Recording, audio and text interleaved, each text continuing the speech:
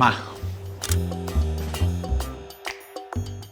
สวัสดีครับผมเจเจปฏิภาณรับบทเป็นวินครับวินที่ไม่ใช่วินธรรมดานะครับต้องมีททหารรอเรือกรันด้วยว้าแล้วมันต่างกับวินธรรมดาติดแกรมไม่เฉยอยากใส่รอเรือวินเป็นคนที่มุ่งมั่น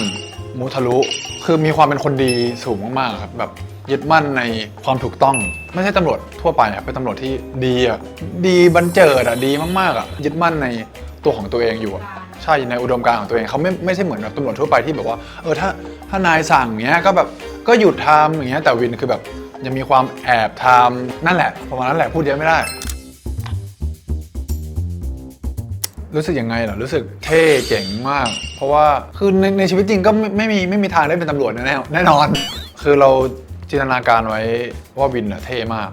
ไว้หนวดอย่างเงี้ยผมเซอร์เพราะว่าเป็นตำรวจนอกเครื่องแบบเป็นสายสืบประมาณนั้นก็เลยรู้สึกว่าคนนี้มันต้องเท่มากๆบทวินน่าจะเป็นบทที่น่าจะเป็นคนที่แก่ที่สุดในเรื่องนี้แล้วนะจริงๆบทเนี้ยผู้กำกับหรือว่าพี่ปอนเนี่ยก็ยังไม่รู้ว่าจะให้ออกมาเป็นยังไงแล้วเผอิญได้รับบทแล้ววันนั้นผมถ่ายสตอรี่ลง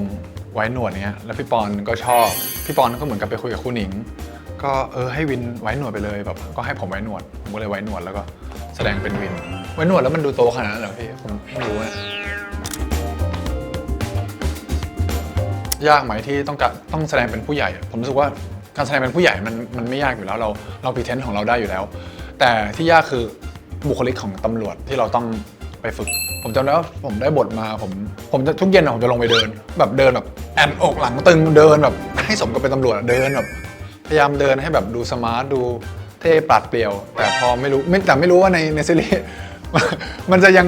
มีอยู่หรือเปล่านะบุคลิกการยืนเฉยๆแต่รู้แค่ว่าทำกันบ้านทำอย่างนั้นแล้วก็แบบศึกษาพวกท่าทำความเคารพศัพท์ต่างๆของตำรวจอะไรพวกนี้อันในบทอย่างเงี้ยมันจะมีเขียนว่าแบบเดี๋ยวบุกเข้าไปเลยนะไปจับกุมได้เลยนะแต่จริงๆแล้วคือไม่ได้พูดอะไรแบบนั้นเลยพูดแบบเป็นตัวย่อของแบบภาษาตำรวจที่เขารู้กันวอ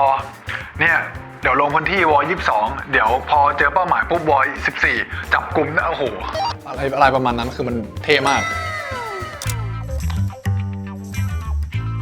ความต่างก็คือนั่นแหละความมุทะลุของวินความกล้าหาญมากๆอุดมคติของตัวเองชัดเจนประมาณนั้นแต่ก็ยังมีแบบจุดหนึ่งมันไม่เหมือนผมแล้วจุดนี้มันยากมากที่จะเข้าถึงมันตอนที่ได้รับบทวินมาคือในตัวบทวินเล่นเป็นชู้ใช่ไหมพี่เล่นเป็นชู้ของต้นกล้าแล้วเหมือนเราไปเป็นกิ๊กเขามันเป็นอารมณ์มันเป็นความรู้สึกที่หาไม่เจอเพราะว่าเราไม่เคยไปอยู่ในสถานการณ์นั้นมันตรงข้ามกับเรามากๆวินเป็นคนที่เป็นคนดีมากๆยึดมั่นในอุดมคติตัวเองคือไม่เคยทำผิดอะไรเลยแต่แบบรู้ว่าอันเนี้ยเรื่องนี้มันไม่ดีต่อตัวเขาเองแล้วก็มันไม่ดีแต่แบบมันผิดศีลธรรมแล้วเราต้องไปหาความรู้สึกนี้ให้เจอมันก็ยากอยู่ดีมันยากมากๆจนเราต้องเข้าซีนเองไปเป็นตัวละครนั้นถึงจะรู้สึกว่ามันเป็นยังไงสุดท้ายแล้วมันอยู่ที่ความรักอย่างเดียวเลยเจอกันแค่ฝอยใช่ตอนนั้นก็คือพี่ตำรวจหมดเลยในตัวของเจเจกับฝอยมันเข้ากันได้อยู่แล้วเพราะว่าเราเคยทำงานด้วยกันแล้วเราก็สนิทกันเราคุยกันอยู่แล้วมาเล่นด้วยกันมันก็ง่ายอยู่แล้วแต่ในตัวคาแรคเตอร์มันเปลี่ยนไปเฉยครับแล้วก็เจอซีนหนึ่งเจอพี่บาส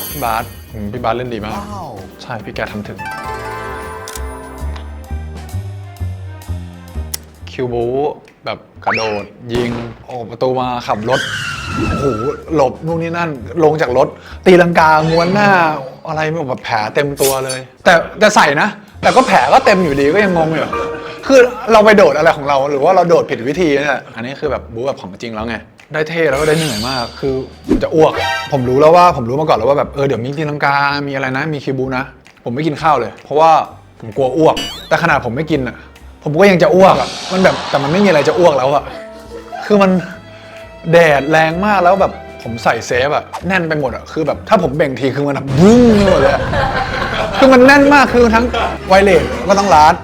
ไอ้กระดูกเขาเรียกว่าอะไรวะเหมือนกระดูกงูเหมือนนินจาเต่าอะไรที่มันเซฟข้างหลังแล้วก็มีเสื้อกั๊กตำรวจของตัวเองแล้วก็มีแบบหูห้อยปืนห้อยกุญแจมือมันแบบคือเหมือนแบกน้ำหนักแบบเป็น10 โลนะมันแล้วผมจำได้ว่าทีมพิสตันเนี่ยเขาก็สอนพวกผมตอนเล่น DFF หลบวิธีการต่อยก็มาสอนว่าตีลังกานี้ต้องแบบกระโดดอย่างนี้ให้ไม่เจ็บนะแต่ผมก็โดดเจ็บผมน่าจะไม่ได้ทำตามที่พี่เขาบอกแหละผมเหนื่อยมากแล้ว สิ่งที่ทำให้ผมมีกำลังใจในการถ่ายซีนนั้นต่อก็คือกระท้อนน้ำปลาหวานของดีแค่นั้นแหละครับอยากเล่าเฉยๆคือผมไม่รู้ว่ามันวางไว้ผมก็ไปกินอะของคนอื่นเขานั่นแหละน่าจะของพี่ช่างแต่งหน้านะถ้าผมจำไม่ผิด ผมก็ไปกินแล้วแบบ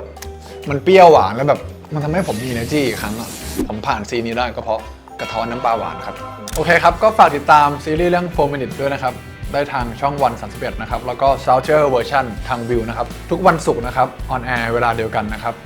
5:15อย่าลืมไปดูกันนะครับ